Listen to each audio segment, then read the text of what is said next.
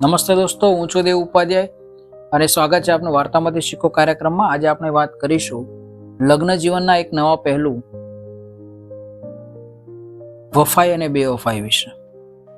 દોસ્તો, આપ અગર અમારી ચેનલ પર નવા હો તો ચેનલને સબસ્ક્રાઇબ જરૂરથી કરજો, જેથી આવનારા નવા વિડીયોની જાણકારી આપને પહેલા મળે.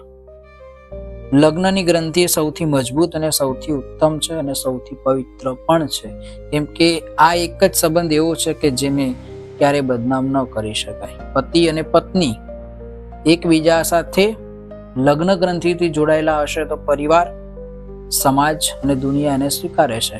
પણ અગર તમે લગ્ન ગ્રંથિથી નથી જોડાયેલા તો તમારા એ જ સંબંધને બદનામ કરવામાં આવે છે. એટલા માટે લગ્ન ગ્રંથિ એ પવિત્ર સંબંધ કહેવાય છે.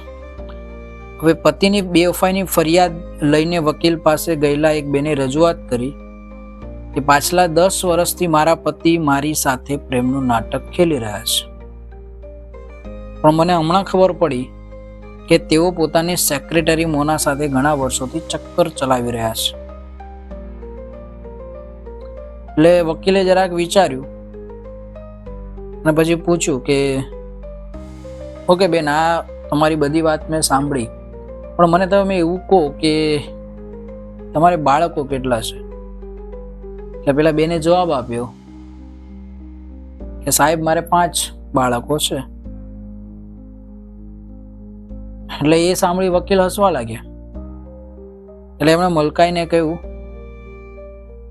કે બેન, જો એ તમને પ્રેમ કરતા હોત તો શું થાત? કહેવાનો આશય એ જ છે કે લગ્ન એટલે શરીર અને મન બંને વચ્ચેની એકતાનો આનંદ છે. તમારા 5 બાળકો એ જ તમારા પ્રેમની નિશાની છે. એ જ તમારા પતિનો તમારા પ્રત્યેનો પ્રેમ છે એ દર્શાવે છે. અને 5 બાળકોનો મતલબ જ એવો થાય છે કે એ તમારા સંબંધ પ્રત્યે કેટલો સજાગ અને ફરજવાન બનેલો છે અને કેટલો નિષ્ઠાથી એ સંબંધને નિભાવે છે. અને જ્યાં સુધી લગ્ન જીવનની અંદર શંકાનું બીજ ન રોપાય ત્યાં સુધી લગ્ન જીવન સુખમય, શાંતિમય બની રહેતું હોય છે. અને શંકાનું એક બીજ તમારા લગ્ન જીવનને તહસ નહસ કરી નાખે છે.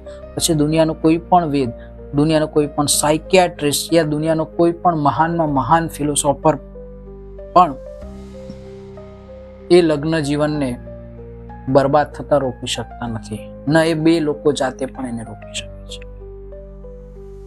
પ્રેમ થયા પછી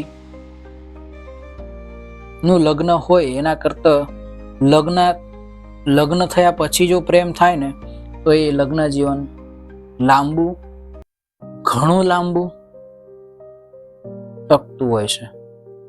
કેમ કે લગ્ન થયા પછી જે લાગણીઓ બંધાતી હોય, જે સ્નેહ બંધાતો હોય, જે હૂંફ આવતી હોય છે, એ તમારા લગ્ન જીવનને વધારે મજબૂત અને વધારે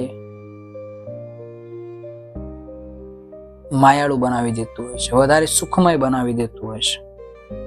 એટલે લગ્ન માટે સૌથી વધારે જરૂર એવી છે કે અગર પ્રેમ જો તમને લગ્ન પછી થાય છે તો સમજી જાઓ કે તમારે ડિવોર્સ થવાના ચાન્સીસ, છૂટાછેડા થવાના ચાન્સીસ બહુ જ ઓછા હોય છે.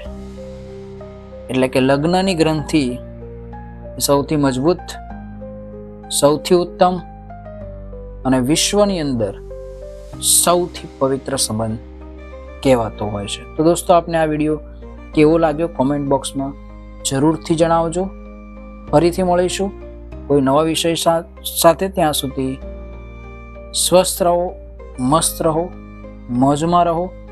જય હિન્દ, જય ભારત.